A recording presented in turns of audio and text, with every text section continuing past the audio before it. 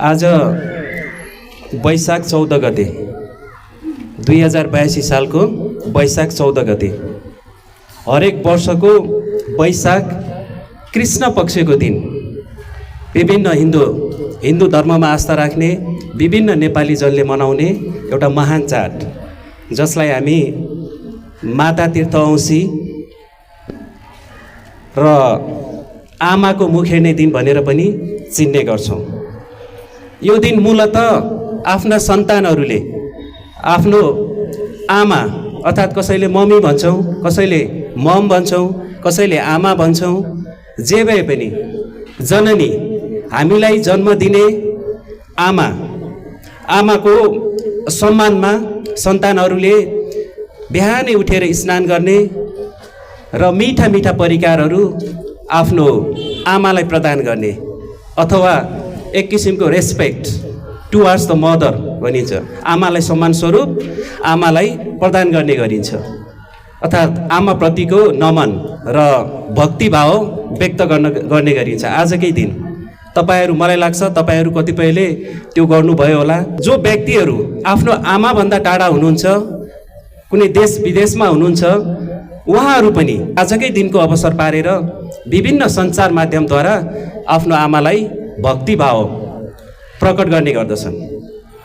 जो हाम्रा छोरी चेलीबेटीहरू हुनुहुन्छ विवाह गरेर घरबाट गइसकेको, उहाँहरू पनि माइतीमा आएर आफ्नो आमाप्रति नमन व्यक्त गर्ने गर्दछन्।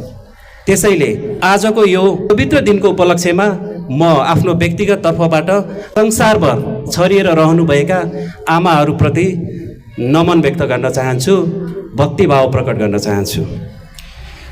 अब यो भयो, मैले यति भन्दै गर्दाखेरि यो भयो जो जसको आमाहरू हुनुहुन्छ उहाँहरूलाई देखाउने एक किसिमको भक्तिभाव।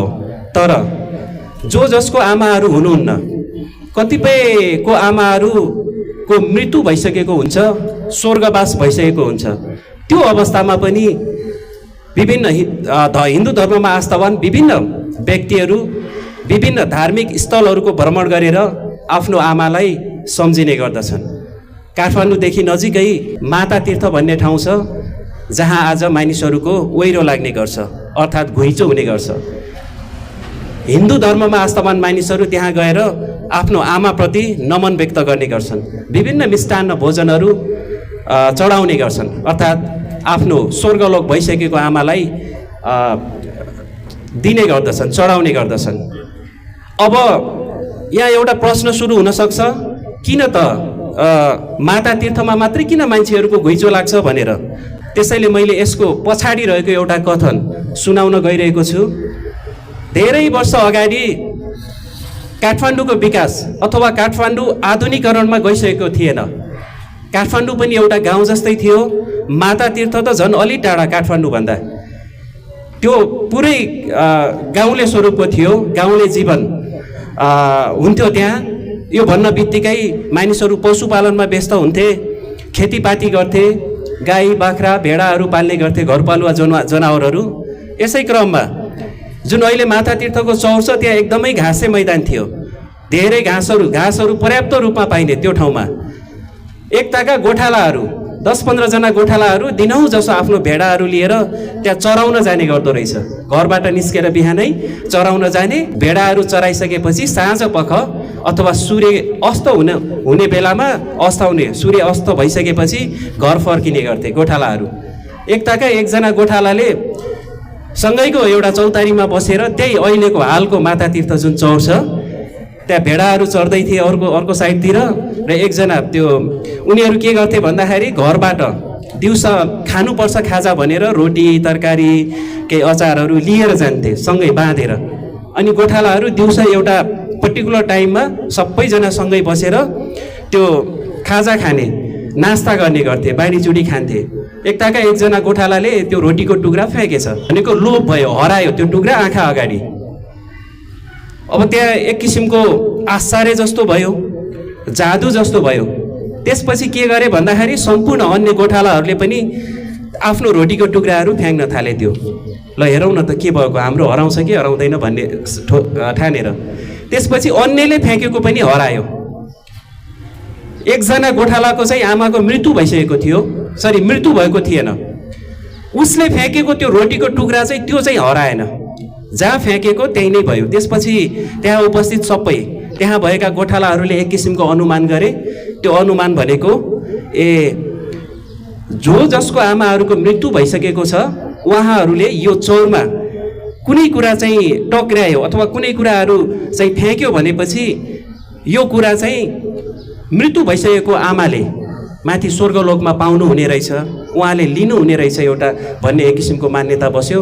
त्यो हल्ला पुरै गाउँभरि छरियो, गाउँभरि मात्रै नभएर पुरा देशभर त्यो हल्ला छरियो। त्यसपछि नेपाली जनजनहरू आजको चाहिँ यही सुअवसर पारेर, आजको दिनको चाहिँ सुअवसर पारेर त्यो ठाउँमा जाने गर्छन्।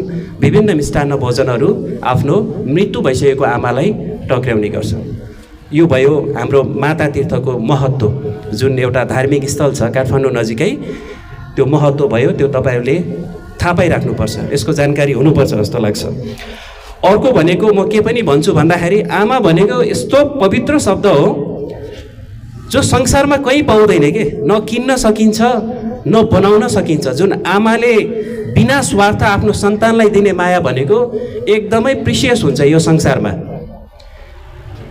अर्को के पनि भनिन्छ भन्दाखेरि हामीलाई दुःख पीडा अथवा कुनै केही त्यस्तो समस्या आइलाग्दाखेरि हे भगवान् मेरो कामना मनोकामना मेरो इच्छाहरू पुरा होस्, मलाई दुःख नहोस् भनेर हामी भगवानलाई सम्झिने गर्छौँ।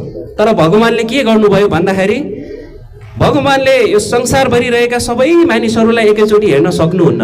कतै न कतै मलाई लाग्छ ल्याग हुन्छ होला, सबैजनाको विश पुरा गर्न भगवानलाई कठिन हुन्छ होला। त्यो भएर भगवानले हरेकको घरमा एक एकजना आमालाई आमा स्वरूप चाहिँ जन्म गराइदिनु भयो। हरेकको घर घरमा तिनै आमाले नै आफ्ना सन्तानको लागि, आफ्नो घर परिवारको लागि भगवानको काम गर्ने गर्नुहुन्छ। त्यसैले हामीले आजको दिन मात्रै नभएर हरेक दिन हामीले आफ्नो आमाप्रति चाहिँ सम्मान व्यक्त गर्नुपर्छ। आमा संसारमा आमा भनेको आमा मात्रै एउटा यस्तो नाता र सम्बन्ध हो जसलाई कुनै पनि स्वार्थ हुँदैन। बिना स्वार्थ आफ्नो सन्तानको भलो चाहन्छन् आमाले। त्यसैले यदि हामीले वास्तविक रूपमा आमालाई खुसी पार्नु छ भने त्यो आज मात्रै मिठा मिठा खानेकुराहरू, फलफुलहरू, मिठाईहरू दिएर होइन कि आमाले देखाएको मार्गलाई पछ्याउनु पर्छ। के राम्रो के नराम्रो यी यावत कुरालाई मनन गरेर हामीले हाम्रो आमाले देखाएको सत्मार्ग अथवा सही दिशामा चाहिँ आफ्नो गन्तव्यलाई अगाडि बढाउनुपर्छ। बुवा आमाको सपना साकार पार्नुपर्छ। त्यसको लागि चाहिँ हामीले उहाँहरूले भनेको मान्ने एउटा जैविक प्राणी मात्रै नभएर असल नागरिक बन्ने कोसिस गर्ने। आफ्ना जिम्मेवारीहरू त छँदैछन्। आफ्नो जिम्मेवारी हेर, मूलत एउटा व्यक्तिको जिम्मेवारी भनेको सुरुमा परिवारप्रति हुन्छ, त्यसपछि समाजप्रति हुन्छ र समग्र राष्ट्रप्रति हुन्छ। यदि यी तीनवटा भूमिका कुनै व्यक्तिले निर्वाह गर्न सक्छ भने अनि मात्र त्यो व्यक्ति असल नागरिकका रूपमा परिचित हुन सक्छ।